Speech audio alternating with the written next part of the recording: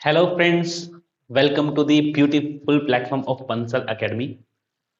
तो आज का ये जो लेक्चर होने वाला है ना, इस लेक्चर से मैं ये चीज साबित कर सकता हूं कि किस तरीके से जो बंसल एकेडमी है वो बाकी सभी एकेडमी से डिफरेंट है। किस तरीके से बंसल एकेडमी आपको कभी रट्टा नहीं लगवाती किसी चीज का, हर कॉन्सेप्ट को बहुत अच्छे तरीके से समझाती है ताकि कॉन्सेप्ट यहां बैठे। तो आज इसी चीज को प्रूफ करने के लिए मैंने एक ऐसा टॉपिक चुना है जिसमें हमेशा स्टूडेंट्स क्या करते हैं, एक रट्टा लगाते हैं कि भाई कौन सा ब्लड किसको दिया जा सकता है, कौन सा क्यों। लेकिन आज हम एक लॉजिक के साथ एक चीज को पढ़ेंगे। हमारे ह्यूमंस के अंदर जो ब्लड ग्रुप के सिस्टम प्रेजेंट है, जो भी ब्लड ग्रुप प्रेजेंट है, इनके बारे में पढ़ेंगे इस चैप्टर के अंदर, इस लेक्चर के अंदर, है ना। और मैं गारंटी देता हूं, अगर आपने ये लेक्चर पूरे एंड तक सुना तो आपको एक चीज साफ साफ पता चल जाएगी कि क्यों ओ ब्लड ग्रुप वाला जो डोनर होता है वो हर किसी को ब्लड दे सकता है, क्यों ए बी जो ब्लड ग्रुप होता है वो हर किसी से ब्लड ले सकता है। लेकिन एक छोटा सा काम करना है आपको, आपको अपनी जिंदगी के कुछ लम्हे, कुछ मिनट मेरे साथ इस लेक्चर में बिताने हैं, आपको अच्छे तरीके से समझ आएगा। तो वेलकम टू दिस वीडियो। मेरा नाम है विनय कुमार और मैं हूं जोलॉजी का टीचर जो आपको पढ़ाने वाला हूं बड़े प्यारे प्यारे कॉन्सेप्ट्स। तो चलिए शुरुआत करते हैं लेक्चर की। तो अगर हम ह्यूमन के ब्लड ग्रुप की बात करते हैं तो ह्यूमन के अंदर एक ब्लड ग्रुप सिस्टम पाया जाता है जिसको हम बोलते हैं ABO blood group system. ABO blood group system. अब ये जो एबीओ ब्लड ग्रुप सिस्टम होता है ये किसके द्वारा, देखो इसको रिप्रेजेंट करती है आरबीसी। मतलब हमारा जो ब्लड ग्रुप ए है, बी है, ए बी है या फिर ओ है, ये डिसाइड कौन करता है? आरबीसी। अब आरबीसी में ऐसा क्या है, तो भाई आरबीसी जो होता है, जो आरबीसी होता है, इसके सरफेस के ऊपर कुछ एंटीजेंस प्रेजेंट होते हैं। अरे एंटीजेंस, अरे मैं बताता हूं ना। देखो, हर सेल की जो प्लाज्मा मेम्ब्रेन होती है ना बच्चों, वो किससे बनी होती है? लिपिड और प्रोटीन से, इन्हीं से तो बनी होती है ना। अब ये जो लिपिड और प्रोटीन्स होते हैं ना, ये मान के चलो ये प्लाज्मा मेम्ब्रेन है, ये जो लिपिड्स और प्रोटीन्स है ना, यहां से कुछ ग्लाइकोप्रोटीन्स जुड़े होते हैं। ग्लाइकोप्रोटीन समझ तो मतलब शुगर्स वगैरह जुड़ी होती है ना। और ये जो शुगर्स होती हैं इनको हम क्या बोलते हैं? ग्लाइकोप्रोटीन्स बोल सकते हैं, ग्लाइकोलिपिड्स बोल सकते हैं। डिपेंड करता है ना कि ये जो कार्बोहाइड्रेट है अगर ये लिपिड के ऊपर अटैच है तो ग्लाइकोलिपिड बोल देंगे, अगर ये प्रोटीन के ऊपर अटैच है तो ग्लाइको प्रोटीन बोल देंगे। और ये बहुत इंपॉर्टेंट होती हैं, है ना। और ऐसे बहुत सारे होते हैं कार्बोहाइड्रेट, हम इन पूरी की पूरी स्ट्रक्चर को मिला के क्या बोलते हैं? ग्लाइको कैलिक्स बोलते हैं, है ना। बात मुद्दे पे करते हैं। देखो ये जो कार्बोहाइड्रेट्स यहां पे प्रेजेंट होते हैं ना, है ना, इन्हीं को हम क्या बोलते हैं? सरफेस एंटीजन बोलते हैं। क्या बोलते हैं? सरफेस एंटीजन बोलते हैं। क्या बोलेंगे इनको? Surface antigen. अरे मैं कह रहा हूं आप ऐसे पढ़ेंगे ना मजा ही आ जाएगा। तो सरफेस एंटीजन के बारे में क्लियर हो गया कि हर किसी सेल के बाहर जो कार्बोहाइड्रेट प्रेजेंट होते हैं वो लिपिड के ऊपर भी लगे हो सकते हैं, वो प्रोटीन के ऊपर भी लगे हो सकते हैं, उनको हमने क्या बोल दिया? एंटीजेंस बोल दिया। और ये जो एंटीजेंस होते हैं ना बच्चे, ये यूनिक होते हैं। ये क्या होते हैं? ये यूनिक होते हैं। मतलब मेरी बॉडी के सेल्स के ऊपर जो एंटीजन प्रेजेंट है ना, वो दुनिया के किसी और ऑर्गेनिज्म की बॉडी के ऊपर नहीं होंगे, वो मेरी ही बॉडी के ऊपर प्रेजेंट है ना। तो ये भी बात हमें समझ आती है।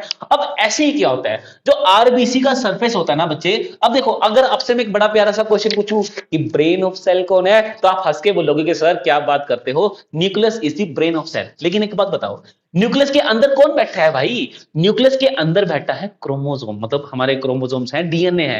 और हमारी सेल के अंदर जितने भी कैरेक्टर्स कंट्रोल किए जाते हैं वो किसके द्वारा किए जाते हैं भाई? अरे बता दो ना, किसके द्वारा? बिल्कुल, डीएनए के द्वारा। अब डीएनए के ऊपर प्रेजेंट होते हैं जीन्स। अब देखो बड़ी इंटरेस्टिंग सी बात, ये एक डीएनए है। देखो मैं पता किसकी बात कर रहा हूं? मैं क्रोमोसोम नंबर 9 की बात कर रहा हूं। देखो ये जितनी भी चीजें आपको मैं बताऊंगा ना, ये सारे के सारे एग्जाम के क्वेश्चन है। तो क्रोमोसोम नंबर 9 क्यों बोला मैंने भाई? क्योंकि क्रोमोसोम नंबर 9 हमारी बॉडी का वो क्रोमोसोम है जो किसको डिसाइड करता है? जो ब्लड ग्रुप को डिसाइड करता है कि आपका ब्लड ग्रुप ए होना चाहिए, बी होना चाहिए, ओ होना चाहिए या फिर ए बी होना चाहिए। तो एक क्वेश्चन तो हमें यहीं पे पता चलता है कि कौन सा क्रोमोसोम कंट्रोल करता है। अब देखो बच्चे, क्या होता है ना कि क्रोमोसोम 9 के ऊपर ना एक जीन प्रेजेंट होता है। देखो डीएनए का वो पार्ट, डीएनए का वो पार्ट जिसके पास किसी करेक्टर की इंफॉर्मेशन होती है उसको हम जीन बोलते हैं। तो हमने मान लिया कि ये क्रोमोसोम 9 के ऊपर जो डीएनए था उसका ये वाला जो पोर्शन था, ये वाला जो पार्ट था, इसके पास एक जीन की इंफॉर्मेशन है और वो जीन किसको इनकोड करेगा, किसको कोड करता है, वो ब्लड ग्रुप को कोड करता है ना, समझते हैं। तो अब क्या हुआ, इस डीएनए से बनेगा बच्चे क्या, आरएनए। इस आरएनए से बनेगी एक प्रोटीन बनेगी, और ये जो प्रोटीन होती है बच्चे, ये प्रोटीन कहां जाएगी, एंडोप्लाज्मिक रेटिकुलम में, फिर वहां से जाएगी गोल्जी बॉडी में, और इसके ऊपर शुगर्स लगाई जाती है। सुनना मेरी बात को ध्यान से, क्रोमोसोम 9 का जो डीएनए था उसके पास इंफॉर्मेशन थी, उसने कुछ प्रोटीन्स आरएनए बनाए, आरएनए से प्रोटीन्स बने, ये प्रोटीन्स कहां चले गए, एंडोप्लाज्मिक रेटिकुलम के अंदर चले गए, रफ एंडोप्लाज्मिक रेटिकुलम है ना, राइबोसोम, कुछ याद आ रहा होगा, अंदर चले गए। अब एंडोप्लाज्मिक रेटिकुलम ने क्या किया, और गोल्जी बॉडी ने क्या किया, एंडोप्लाज्मिक रेटिकुलम ने उन प्रोटीन्स के ऊपर कुछ शुगर्स लगा दी, कार्बोहाइड्रेट लगा दे, है ना, और वो जो शुगर लगाने के बाद ये सारा जो कुछ था ये कहां चला जाए, गोल्जी बॉडी के पास चला गया। अब गोल्जी बॉडी ने बोला अच्छा अच्छा ये शुगर लगी है इसके ऊपर, ये प्रोटीन है, भेज दो भाई सेल के सरफेस पे। तो गोल्जी बॉडी क्या करती है, एक छोटा सा पार्सल बनाएगी जिसके अंदर क्या होता है, हमारा ऐसा एंटीजन प्रेजेंट होता है, और ये पार्सल जो है ये सेल की मेम्ब्रेन है, ये पार्सल जाएगा सेल की मेम्ब्रेन के पास, और सेल की मेम्ब्रेन पे जाके क्या कर जाएगा, ये फ्यूज कर जाएगा। दिखाता हूं कैसे फ्यूज करेगा, सेल की सरफेस पे क्या कर जाएगा, ये फ्यूज कर देगा। ये कर गया सेल के सरफेस पे, सेल की मेम्ब्रेन के साथ ये फ्यूज कर गया। उसके बाद क्या होगा जी, उसके बाद कुछ नहीं होगा बच्चे, ये हमारी सेल की मेम्ब्रेन है जिसके ऊपर ये जो एंटीजन पहुंचाना था ये पहुंच चुका है, जिसके ऊपर ये जो एंटीजन पहुंचाना था ये पहुंच चुका है। मैं फिर से रिपीट करता हूं, क्रोमोसोम नंबर 9 का जो डीएनए था उसके ऊपर एक जीन था जिसने आरएनए बनाया, उसने प्रोटीन बनाया, ये प्रोटीन एंडोप्लाज्मिक रेटिकुलम के अंदर चला गया, वहां से गोल्जी बॉडी के पास चला गया, मॉडिफिकेशन हुई, कार्बोहाइड्रेट लगा दिया, गोल्जी बॉडी ने एक वेसिकल्स बनाया, ये वेसिकल सेल की मेम्ब्रेन के साथ फ्यूज कर गया, और ये देखो जो हमारा एंटीजन था, जो एंटीजन जिसकी फॉर्मेशन इस प्रोटीन ने की थी, वो एंटीजन सेल के सरफेस पे पहुंच चुका है। और यही एंटीजन जो होते हैं यही रिस्पॉन्सिबल होते हैं, इसके लिए बच्चे यही रिस्पॉन्सिबल होते हैं हमारे ब्लड ग्रुप के लिए। अब मैं फंडा समझाता हूं यहां से, मैं यहां से फंडा समझाऊंगा, क्योंकि हम डिप्लॉइड ऑर्गेनिज्म है। अरे डिप्लॉइड का मतलब हमारे पास हर एक क्रोमोसोम की 2 कॉपीज प्रेजेंट है। अरे हम बोलते नहीं है कि ह्यूमन के पास कितने डीएनए होते हैं जी, 46 होते हैं, 46 क्रोमोसोम होते हैं। अच्छा अगर पेयरिंग में बोलना हो, हाँ जी 23 पेयर। अरे पेयर का मतलब हर क्रोमोसोम की एक कॉपी प्रेजेंट है हमारे पास, है ना। तो ऐसा ही क्रोमोसोम नंबर जो 9 है बच्चे, उसकी एक कॉपी और प्रेजेंट होगी, ये कॉपी और आ गई, इसकी आ गई ना कॉपी और। अब ध्यान से देखना, मेंडल की एक बात याद कराऊं आपको, मेंडल ने बोला था एक जीन के अंदर वेरिएशंस हो सकती हैं, उसके अंदर उसकी डिफरेंट फॉर्म हो सकती हैं, डोमिनेंट एलील, रिसेसिव एलील, कुछ याद आ रहा होगा, है ना। तो ऐसे ही एक कैपिटल टी था जो हाइट को बढ़ाता था, एक स्मॉल टी था जो हाइट को कम करता था, बिल्कुल सेम फंडा। ऐसा एलील जो ब्लड ग्रुप को कंट्रोल करता है, जो ब्लड ग्रुप को रेगुलेट करेगा, उसको अपने आई के नाम से इंडिकेट किया, है ना। अब देखो इस आई जो जीन होता है ना, इसके अंदर कुछ वेरिएशंस होती हैं। कौन कौन सी होती हैं, एक होती बच्चे आई ए, आई बी, आई ओ। जब यहां पे मान लो आई ए प्रेजेंट है, क्या प्रेजेंट है, आई ए प्रेजेंट है, यहां पे भी क्या प्रेजेंट है, आई ए प्रेजेंट है, तो आई ए से जो आरएनए बनेगा वो ए नाम के एंटीजन को बनाएगा। अगर मान लो यहां पे आई ए नहीं, यहां पे आई बी प्रेजेंट है, यहां पे भी आई बी प्रेजेंट है, तो अब यहां पे जो आरएनए बनेगा वो कौन सी एंटीजन को बनाएगा, वो तो बी नाम के एंटीजन को बनाएगा।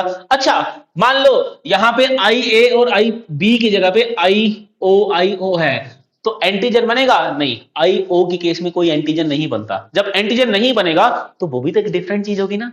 तो आई ए वाला एलील प्रेजेंट है तो ए नाम का एंटीजन बनेगा, आई बी वाला जो एलील है अगर वो प्रेजेंट होगा तो बी नाम का एंटीजन होगा, और अगर आई ओ होगा तो एंटीजन होगा ही नहीं। फंडा क्लियर है। लेकिन पंगा पता कब पड़ता है, पंगा पड़ता है जब ए वाला एलील भी प्रेजेंट हो, जब बी वाला एलील भी प्रेजेंट हो, पंगा तो तब पड़ता है। अब ए वाला बोलता है कि भाई साहब मैं हूं डोमिनेंट, बी वाला बोलता है अरे हम कौन सा शादी में है भाई, हम भी तो डोमिनेंट है। तो भाई ए बोलता है मैं डोमिनेंट हूं, बी बोलता है मैं डोमिनेंट हूं, फैसला किया जाता है कि भाई तुम दोनों ही डोमिनेंट हो। एक काम करो, तुम दोनों ही डोमिनेंट हो, तो जब जब भी तुम सरफेस पे प्रेजेंट होगे ना, जब जब भी तुम सरफेस पे प्रेजेंट होगे, तो दोनों के दोनों एंटीजन साथ में प्रेजेंट होगे। इसलिए ऐसा पर्सन जिसके पास आई ए का एलील भी होता है, आई बी का एलील भी होता है, उसके पास सरफेस पे दोनों तरह के एंटीजन प्रेजेंट होते हैं, तो उस ऑर्गेनिज्म का जो ब्लड ग्रुप होता है वो होता है ए बी। और ये किसकी एग्जांपल है, जेनेटिक्स में चलते हैं। जेनेटिक्स में क्या पढ़ते हैं हम कि एक एलील जो अपने आप को एक्सप्रेस करेगा, दूसरे को रिप्रेस करेगा, उसको हम डोमिनेंट एलील बोलते हैं। लेकिन इस केस में, एबी वाले केस में, एबी वाले केस में ए भी एक्सप्रेस कर रहा है, बी भी एक्सप्रेस कर रहा है, तो इस केस को हम बोलते हैं, क्या बोलते हैं, क्या, ये कमेंट बॉक्स में लिख देना। अरे लिख देना ना, एक आधी चीज तो बता दिया करो यार, है ना। अच्छा मैं ही बता दूं, चलो मैं बताता हूं। इसको बोलते हैं बच्चे को डोमिनेंस। क्या बोलते हैं इसको, को डोमिनेंस, को डोमिनेंस। अभी तो सिर्फ इंट्रोडक्शन है भाई, अभी तो बहुत मजेदार चीजें आने वाली हैं। तो एबी ब्लड ग्रुप जो होता है वो को डोमिनेंसी का क्या होता है, एग्जांपल होती है। अब एक चीज और देखो, एक एलील के अंदर दो डिफरेंट डिफरेंट, एक जीन के अंदर दो फॉर्म्स होते हैं, दो तरह के एलील्स होते हैं। जैसे हाइट वाले एलील के अंदर कैपिटल टी वाला जो था, स्मॉल टी वाला, दो ही तो थे ना। लेकिन इस केस में जो ब्लड ग्रुप का जीन होता है, इसके पास तीन तरह के एलील प्रेजेंट होते हैं। इसलिए हम ब्लड ग्रुप को मल्टीपल मल्टीपल एलिलिज्म की एग्जाम्पल भी मानते हैं। तो हमारा जो ब्लड ग्रुप होता है वो को डोमिनेंसी का भी एग्जाम्पल होता है, वो मल्टीपल एलिलिज्म का भी एग्जाम्पल होता है। तो अभी तक हमें एक बात समझ आ गई है कि आरबीसी के सरफेस के ऊपर जो एंटीजन प्रेजेंट होता है वो डिपेंड करता है कि उसके पास कैसा डीएनए है। अब किसी बच्चों का दिमाग लगेगा कि सर आरबीसी में तो न्यूक्लियस होता ही नहीं है। लगना चाहिए दिमाग, सही लगा रहे हो बिल्कुल। लेकिन बच्चे जब आरबीसी मैच्योर होती ना, तब उसमें से न्यूक्लियस को निकाला जाता है। लेकिन जब आरबीसी पहले होती है, जब बन रही होती है, उस टाइम पे उसके पास न्यूक्लियस प्रेजेंट होता है। तो ये सारा कुछ पहले ही प्रिपेयर कर लिया जाता है ना। तो एक काम करते हैं, मुद्दे की बात समझते हैं कि भाई अभी तक हमें क्या समझ आया, क्या नहीं समझ आया। मैं फिर बोलूंगा बच्चे, एंड तक चलना, आपको बहुत प्यारे तरीके से समझ आएगा कि कैसा ब्लड ग्रुप कौन किसको क्या दे सकता है। बीच में छोड़ के मत जाना। बस आपकी जिंदगी से, आपकी जिंदगी नहीं मांग रहा हूं, जिंदगी के कुछ लम्हे मांग रहा हूं आपसे। तो कुल मिला के हमें यह बात समझ आई कि जो ब्लड ग्रुप होते हैं, ब्लड ग्रुप होता है, ये डिसाइड किया जाता है बच्चे आरबीसी के सरफेस पे। आरबीसी के सरफेस पे भी कहां पे बच्चे, आरबीसी के सरफेस पे एक नेम प्लेट प्रेजेंट होती है, एक नेम प्लेट प्रेजेंट होती है, जिसको हम प्यार से क्या बुलाते हैं बच्चे, एंटीजन के नाम से जानते हैं। ये एंटीजन ए भी हो सकता है, बी भी हो सकता है, ए और बी दोनों हो सकते हैं। सारी बात समझ आई ना। देखो कितनी प्यारी बात थी, इतनी सी बात हमें समझनी थी, ये सारी बातें क्लियर हुई। अब एक देखो, अभी तो हम पहलियां मतलब चीजों को जोड़ रहे हैं, अभी तो हम चीजों को जोड़ रहे हैं बच्चे, देखते चले जाओ। तो हमें एंटीजन के बारे में एक चीज अच्छे तरीके से समझ आ चुकी है कि एंटीजन हमेशा सरफेस पे प्रेजेंट होते हैं। अब एक चीज और समझते हैं, एक चीज हमें क्या समझनी है, दैट इज एंटीबॉडी। अरे इसको प्यार से हम इम्यूनो ग्लोबुलिन के नाम से भी जानते हैं, ग्लोबुलिन। अब समझते हैं भाई, ऐसी होती है ना, ये वाई शेप होती है एंटीबॉडीज। बड़े ध्यान से समझना, ताला देखा है, लोग देखा ना, उसकी एक चाबी होती है।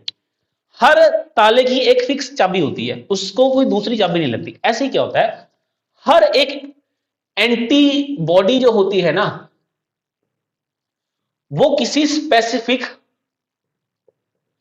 एंटीजन को पहचानती है, किसी स्पेसिफिक एंटीजन के अगेंस्ट बनती है। हम जब इम्यूनोग्लोबुलिन को पढ़ेंगे, जब हम इम्यून सिस्टम को पढ़ेंगे, तब समझेंगे। फिलहाल के लिए कोई भी एक एंटीबॉडी होती है, वो एक स्पेसिफिक एंटीजन के अगेंस्ट बनाई जाती है। सपोज मेरी बॉडी के अंदर किसी वायरस ने, किसी बैक्टीरिया ने अटैक कर दिया, मेरी बॉडी के अंदर किसी बैक्टीरिया ने अटैक कर दिया, तो मेरी बॉडी क्या करेगी, उस बैक्टीरिया के अगेंस्ट एक एंटीबॉडी बनाएगी और उसको ना मेमोरी सेल्स की फॉर्म में बना के रख लेगी, बी मेमोरी सेल्स की फॉर्म में। और इन फ्यूचर अगर वही सेम बैक्टीरिया मेरी बॉडी के ऊपर फिर से अटैक करेगा, मेरी बॉडी उसको पहचान लेगी, ए इसको तो मैं जानती हूं, और उसको तुरंत खत्म कर देगी, है ना। तो कुल मिला के एंटीबॉडीज क्या होती है, स्पेसिफिक होती है, किसके लिए, एंटीजन के लिए। इतनी बात समझ आई। अब क्या होता है, अब फंडा समझना ध्यान से। मैं अब एंटीजन और एंटीबॉडी के बारे में बताऊंगा। देखो, अगर कोई एंटीजन है ए है, तो ए एंटीजन को पहचानने वाली जो एंटीबॉडी होगी उसको अपन नाम देते हैं एंटी ए नाम दिया। अरे ए एंटीजन को पहचानने वाली जो एंटीबॉडी है उसको हमने क्या नाम दिया? हमने उसको एंटी ए नाम दिया। क्यों एंटी ए नाम दिया? ताकि कंफ्यूजन ना हो। ए वाले ए के लिए ए वाले, ऐसे ही बी एंटीजन के लिए एंटी बी एंटीबॉडी, ऐसे ही। समझ गए? इतना सा प्यारा सा फंडा है ना। अब आगे क्या, जो एंटीजन का ये ऊपर वाला हिस्सा होता है ना बच्चे, ये हमेशा एंटीजन को पहचानता है। ये क्या करेगा? एंटीजन को पहचानता है। और उसके बाद क्या होता है? जब भी कोई एंटीबॉडी किसी एंटीजन को पहचानती है तो ये क्या करती है? ये दोनों नीचे सेटल डाउन हो जाते हैं। इसको बोलते हैं एग्लूटिनेशन। क्या बोला? एग्लूटिनेशन। सर हमें नहीं समझ आया। अरे मैं समझाता हूं। मान के चलो ये एक बैक्टीरिया था, ये एक बैक्टीरिया था, इसके पास ये एंटीजन प्रेजेंट है, एंटीजन प्रेजेंट है, एंटीजन प्रेजेंट है, एंटीजन प्रेजेंट है, बहुत सारे एंटीजन प्रेजेंट है इसके पास। और इसके अगेंस्ट ना हमारी बॉडी के अंदर क्या है? एंटीबॉडी है। तो एंटीबॉडी ने क्या किया? इस एंटीजन को चारों तरफ से घेर लिया, पहचान लिया, घेर लिया, पहचान लिया, घेर लिया, पहचान लिया। अब ये देखो ध्यान से, ये एक पूरा का पूरा कॉम्प्लेक्स बन गया ना। इस बैक्टीरिया को चारों तरफ से पकड़ लिया तो क्या बन गया? कॉम्प्लेक्स बन गया। अब ये सारा का सारा कॉम्प्लेक्स क्या होगा? मान लो ये ब्लड था, तो ब्लड के अंदर नीचे इसका क्लम्प सा बन जाएगा। ये सारा कुछ नीचे सेटल डाउन हो जाएगा। इसी को बोलते हैं एग्लूटिनेशन। तो एंटीबॉडी जब भी अपने एंटीजन को पहचानती है तो वो नीचे सेटल डाउन हो जाती है, एक तरह से क्लोट बन जाता है। वैसे क्लोट नहीं होता, वो एग्लूटिनेशन होता है। पॉइंट क्लियर है बच्चे? पॉइंट क्लियर है ना? चलिए बहुत ही बढ़िया। अब आगे समझते हैं। अब हम बिल्कुल रेडी हैं, अब हम बिल्कुल रेडी हैं, एकदम रेडी हैं कॉन्सेप्ट को समझने के लिए। और बहुत बहुत शुक्रिया जो बच्चे यहां तक पहुंचे हैं, आपको बहुत प्यारी चीज पता चलने वाली है। देखो बच्चे, अपन लिखते हैं blood group. Blood group, blood group देखो ए भी हो सकता है, ब्लड ग्रुप बी भी हो सकता है, ब्लड ग्रुप ए और बी भी हो सकता है, ब्लड ग्रुप ओ भी हो सकता है। अब मेरी बात को बड़े ध्यान से, क्योंकि हमें पुरानी जितनी भी चीजें हमने इस लेक्चर के अंदर सुनी है, हमें वो सारी की सारी चीजें समझ आ चुकी है। अब एक बात बताओ, अगर मान लो मेरा ब्लड ग्रुप ए है, आंसर करना, ऐसा मत सोचना कि सर अकेले बोल रहे हैं, नहीं नहीं, आपको भी साथ में पार्टिसिपेट करना है। अगर मान लो मेरा ब्लड ग्रुप ए है, तो मेरी ब्लड जो आरबीसी है, मेरी आरबीसी के ऊपर एंटीजन कौन सा प्रेजेंट होगा? अब बोलोगे सर अगर ए ब्लड ग्रुप है तो एंटीजन भी कौन सा होना चाहिए? ए ही होना चाहिए, क्योंकि हमने पढ़ा है क्रोमोसोम नंबर 9 आई ए एलील, एंटीजन भी ए ही बनेगा। बहुत बढ़िया। अच्छा, अगर ब्लड ग्रुप बी है तो एंटीजन कौन सा होगा सर? एंटीजन होगा बी। अगर ब्लड ग्रुप ए बी है तो एंटीजन कौन सा होगा? बिल्कुल ए भी होगा एंड बी भी होगा। और अगर ब्लड ग्रुप ओ है, अगर ब्लड ग्रुप ओ है तो सर कोई एंटीजन नहीं होता, तो हम यहां पे एक डैश लगा देते हैं, क्योंकि यहां पे कोई भी एंटीजन होता ही नहीं है। अब फंडा सारा का सारा पता कहां पे आता है? ये प्यारा फंडा है, ये सबसे प्यारा फंडा है, इसी को समझाना था मुझे आपको। एंटीबॉडी। भाई मेरी बात सुनो, अगर मैं आपसे एक बात बोलूं, अगर मैं आपसे एक बात बोलूं कि काम करो, जोर से अपने मुंह पे चांटा मारो, एक मार पाओगे क्या? अरे मार लेंगे, लेकिन जोर से नहीं मारेंगे। अच्छा, अगर मैं ये काम करूं कि भाई काम करो, एक नाइफ लो और अपने ऐसे ऐसे स्क्रैच करो, करोगे क्या? अरे नहीं करेंगे। क्यों? हम अपनी बॉडी को हार्म नहीं पहुंचा सकते, बिल्कुल नहीं पहुंचाएंगे। हमारी बॉडी अलाउ ही नहीं करेगी कि हम अपनी बॉडी को किसी तरह का कोई हार्म पहुंचाएं। तो ऐसा ही होता है, सच में होता है। अब पता क्या है, ये मेरी बॉडी है, मेरी बॉडी का ब्लड ग्रुप है ए, उसमें एंटीजन है ए। तो क्या कभी भी मेरी बॉडी के अंदर, कभी भी मेरी बॉडी के अंदर एंटी ए प्रेजेंट होगा क्या? नहीं होगा, क्योंकि अगर ये एंटी ए मेरी बॉडी के अंदर प्रेजेंट हुआ, अगर एंटीबॉडी ए मेरी बॉडी के अंदर प्रेजेंट हुई, वो तो मेरे ही ब्लड के ऊपर अटैक कर देगी, लेकिन मेरी बॉडी में तो हो ही नहीं सकता। इसलिए मेरी बॉडी पता क्या करेगी? मेरी बॉडी बोलेगी देखो भाई, अपना ब्लड ग्रुप है ए, हमें एंटीजन, हमारे पास एंटीजन है ए, हमें एंटीबॉडी ए कभी नहीं बनानी। अगर हमें एंटीबॉडी ए बनानी ना, तो भाई हम अपना ही नुकसान कर बैठेंगे। लेकिन दूसरे सवाल करते हैं सेल कि बॉडी जी, अगर बाहर से बी ब्लड ग्रुप आ गया, कोई और ब्लड ग्रुप आ गया, तो हम उससे कैसे बचेंगे? हाँ, एक काम करते हैं, हम एंटी बी बना के रखते हैं। अगर बी ब्लड ग्रुप हमारी बॉडी में आ गया, हम उसको छोड़ेंगे नहीं। क्यों? उसके पास है एंटीजन बी, है ना। इसलिए जिसका ब्लड ग्रुप ए होता है उसके पास एंटीजन भी ए होगा, और एंटीबॉडी कौन सी होती है? हमेशा बी होती है। अच्छा, दूसरे पे आते हैं, मैं देखता हूं किसको समझ आया। अब ब्लड ग्रुप बी की बात करते हैं। अच्छा ब्लड ग्रुप बी है तो एंटीजन कौन सा होगा? बी होगा। अभी अभी क्या इसके पास एंटी बी प्रेजेंट होगी या एंटी ए प्रेजेंट होगी? हाँ जी हाँ जी। अरे नहीं, एंटी बी हो ही नहीं सकती। एंटी बी हुई तो अपने ब्लड को नुकसान पहुंचाएगी।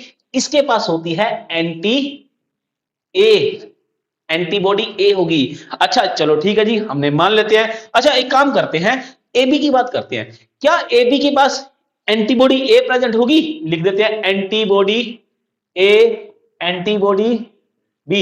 अगर इसके पास एंटीबॉडी ए प्रेजेंट हुई तो एंटीजन ए है तो नुकसान कर बैठेगी खुद का, नहीं प्रेजेंट होगी। अच्छा अगर एंटीबॉडी बी प्रेजेंट हुई तो भी तो इसके पास एंटीजन बी है ना, तो भी नुकसान। तो भाई इसके पास जो जिसका ब्लड ग्रुप ए बी होगा उसके पास कोई भी एंटीबॉडी होती नहीं। अच्छा भाई अब बात करते हैं ओ ब्लड ग्रुप की। ओ ब्लड ग्रुप पता क्या बोलते हैं कि भाई मेरे सरफेस पे ना तो ए एंटीजन है ना ही मेरे सरफेस पे बी एंटीजन है। भाई तुम्हें जो करना कर लो, मैं तो एंटीबॉडी ए भी रखूंगा, मैं एंटीबॉडी बी भी रखूंगा। क्यों भाई? मेरे पास तो कोई रिसेप्टर है नहीं, लेकिन मेरी बॉडी के अंदर अगर गलती से कोई आ गया अपा उसको नहीं छोड़ने वाले। तो इतनी सी बच्चे सभी को प्यारी सी अच्छी सी बात सभी को समझ आ गई, बहुत ही बढ़िया है ना। अब भाई अब असली तांडव होगा। अब आप खुद आंसर करोगे कौन किसको ब्लड दे सकता है। आप खुद आंसर करने वाले हो कौन किसको ब्लड दे सकता है। नेक्स्ट हमारा टॉपिक कौन सा है बच्चे? Blood transfusion. इसको मैं इरेज कर रहा हूं, एक काम करो ना, इसका स्क्रीनशॉट ले लो, इसको कॉपी पे ड्रॉ कर लो, बहुत काम का टॉपिक है और आपके एग्जाम में क्वेश्चन भी आता है इसके ऊपर, बिल्कुल आता है ना। चलिए इसको मैं कर रहा हूं इरेज। नेक्स्ट टॉपिक बच्चे हम करने वाले हैं ब्लड ट्रांसफ्यूजन। और आपको आज एक असलियत पता चलेगी कि भाई ओ वाले ब्लड ग्रुप को यूनिवर्सल डोनर क्यों बोलते हैं, ए बी ब्लड ग्रुप को यूनिवर्सल एक्सेप्टर क्यों बोलते हैं, पता चल जाएगा ना। तो भाई हम करने वाले हैं that is blood transfusion. Blood transfusion का मतलब होता है कि एक पर्सन की बॉडी के अंदर जब हम किसी दूसरे पर्सन का ब्लड ट्रांसफर करते हैं उसको ट्रांसफ्यूजन बोलते हैं। होता है ना, हम ब्लड डोनेट करते हैं तो वो ब्लड किसी ना किसी दूसरे पर्सन को दिया जाता है। तो अब होता क्या है, जिसकी बॉडी में ब्लड डाला जाएगा उसको बोलते हैं रेसिपिएंट। क्या बोलेंगे? रेसिपिएंट बोलेंगे। और जो ब्लड दे रहा है बच्चे वो होता है डोनर। जो ब्लड दे रहा है वो होता है डोनर। मान लो मैं ब्लड किसी को दे रहा हूं तो मैं हुआ डोनर, और कोई ब्लड ले रहा है जिसकी बॉडी में ब्लड जाएगा वो हुआ रेसिपिएंट। चलिए शुरुआत करते हैं। मान लो कोई रेसिपिएंट था जिसका ब्लड ग्रुप क्या है? ए ब्लड ग्रुप है। आंसर देखो, प्यारी सी बात पता चलेगी यहां पे, किसी का ब्लड ग्रुप ए है। एक काम करते हैं ब्रैकेट में लिखते हैं इसके पास एंटीजन कौन सी प्रेजेंट होगी, इसके पास ए एंटीजन प्रेजेंट होगा। ए ब्लड ग्रुप है तो ए एंटीजन प्रेजेंट होगा। हमने पता क्या किया, हमने कुछ खास नहीं किया, हमने इस पर्सन को बी ब्लड ग्रुप दे दिया। क्या डोनर कौन सा था? बी था। अच्छा बी के पास एंटीजन एंटीबॉडी कौन सी होगी? सर जी एंटी ए होगी, एंटी ए होगी ना। बी ब्लड ग्रुप वाले के पास एंटीबॉडी कौन सी होगी? ए। अच्छा ये एंटीबॉडी ए है, ये एंटीजन ए है, तो ये तो इसके ऊपर क्या मतलब, देखो एक बात हमेशा ध्यान रखना, डोनर का ब्लड किसी पर्सन की बॉडी में जा रहा है तो उसको नुकसान नहीं होना चाहिए। अगर डोनर के ब्लड को ही आपने खत्म कर दिया आपकी बॉडी ने तो भाई ब्लड डोनेट करने का फायदा क्या। तो ये जो ब्लड आ रहा है ना इसको नुकसान हुआ तो भाई मतलब हम ब्लड नहीं दे सकते। अब देखते हैं, ऐसे ही जो डोनर होता है बच्चे, इसके पास जैसे इसका ब्लड ग्रुप बी है तो इसके पास एंटीजन कौन सी है? बी। यहां पे एंटीबॉडी कौन सी है? Anti B. ये एंटीजन बी है, ये एंटीबॉडी बी है। अगर ए ब्लड ग्रुप वाले पर्सन की बॉडी के अंदर हमने बी वाले का ब्लड डाल दिया तो होगा क्या, उसकी जो एंटीबॉडी होगी रेसिपिएंट के अंदर, जो एंटीबॉडी होगी वो उसके ऊपर अटैक कर देगी और एक ग्लूटिनेशन हो जाएगी, ब्लड के अंदर मोटे मोटे क्लोट बन जाएंगे, डेथ हो जाएगी। इसका मतलब बी ब्लड ग्रुप वाला कोई भी पर्सन ए वाले को कभी भी ब्लड नहीं डोनेट कर सकता। अरे एक बार फिर से रिपीट कर देते हैं, देखो ध्यान से, ये है एंटीजन, ये है एंटीबॉडी। देखो ब्लड ग्रुप है ए, उसके पास आप एंटीजन को हटाते हैं, ए ब्लड ग्रुप वाले के पास एंटीबॉडी कौन सी होगी? बी होगी। अगर इसको बी वाले का ब्लड दे दिया तो बी वाले के पास बी एंटीजन है, तो ये होस्ट की मतलब जो रेसिपिएंट उसकी जो बॉडी होती है उसकी जो एंटीबॉडी है वो बी ब्लड के ऊपर क्या कर देगी? अटैक कर देगी, इसलिए बी नहीं दे सकते। चलो एक काम करते हैं, ए ब्लड ग्रुप देके देखते हैं इसको। अगर हम इसको ए ब्लड ग्रुप देंगे तो ए के अंदर भी क्या होगा, एंटीजन ए होगा, एंटीबॉडी बी होगी, तो इसको कोई नुकसान नहीं होगा। सॉरी, इसका मतलब ए ब्लड ग्रुप वाले को हम ए का ब्लड दे सकते हैं। नेक्स्ट, अगर मैं ए बी ब्लड ग्रुप दे दूं इसको तो, अच्छा ए बी है तो ए बी के ऊपर क्या होगा, एंटीजन ए बी प्रेजेंट होगा, एंटीबॉडी ये एंटीजन ए है ये एंटीजन बी है, दोनों प्रेजेंट है।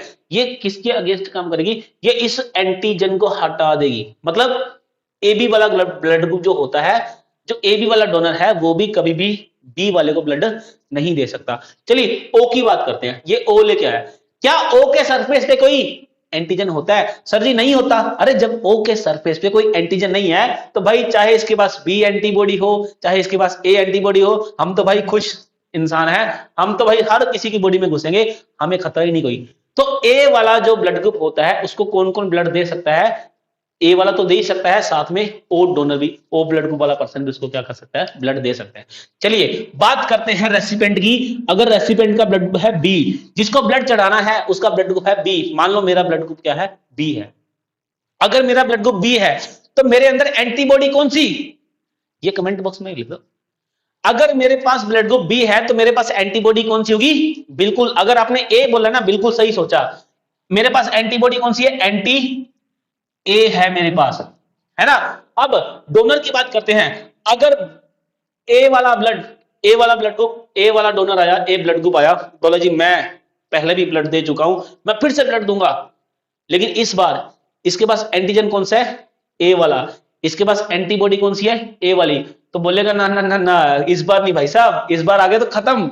इसलिए ए वाला ब्लड ग्रुप जो है वो कभी भी बी को ब्लड नहीं दे सकता। ए बी वाला बोला हम है कोडोमिनेंट, हम देखते हैं। तो जब ये आया इसको बोला अच्छा भाई साहब तुम कोडोमिनेंट शो करते हो, अच्छा ये बताओ तुम्हारे सरफेस के ऊपर कौन से एंटीजन है, मेरे पास है जी ए भी है बी भी है। अच्छा अच्छा अच्छा तुम्हारे पास ए है, तो भाई साहब हमारे पास ए की अगेंस्ट क्या है, एंटीबॉडी है, जहां से आयो भाग लो। तो ए बी भी इसको ब्लड नहीं दे सकता।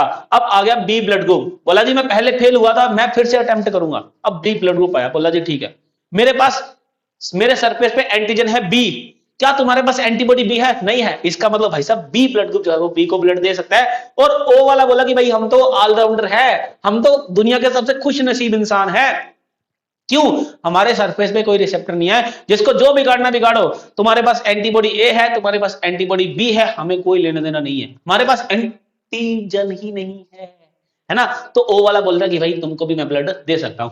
अब बात करते हैं किसकी भाई, अब बात करते हैं ए बी ब्लड ग्रुप वाले की। अगर ए बी ब्लड ग्रुप है तो क्या इसके पास कोई एंटीबॉडी होगी, आप बोलोगे सर नहीं होगी, अरे मरना क्या इसको एंटीबॉडी रख के, होगी नहीं, इसके पास कोई भी एंटीबॉडी होगी नहीं। बहुत बढ़िया, कोई एंटीबॉडी नहीं है। पहले आया, इस बार पहले आया ए वाला, बोला मैं फिर से ट्राई करूंगा। जब ए वाला आया तो ए के सरफेस के ऊपर कौन सा एंटीजन है, ए के सरफेस के ऊपर कौन सा एंटीजन है, अपन बोला सर इसके सरफेस के ऊपर है ए एंटीजन, क्या इसके पास कोई एंटीबॉडी है, नहीं है, अच्छा नहीं है, अरे भाई मैं तो बच गया। मतलब ए ब्लड ग्रुप जो है वो ए बी को ब्लड डोनेट कर सकता है। अच्छा जी बी वाला भी आ गया, हम भी कुछ ना कुछ करेंगे फिर से, है ना। तो बी वाला आया, बोला मेरे सरफेस पे एंटीजन है बी, क्या तुम्हारे पास बी के अगेंस्ट एंटीबॉडी है, ए बी को बोला नहीं है, तो भाई फिर मैं भी तुमको ब्लड दे सकता हूं, ए बी ने ब्लड दे दिया।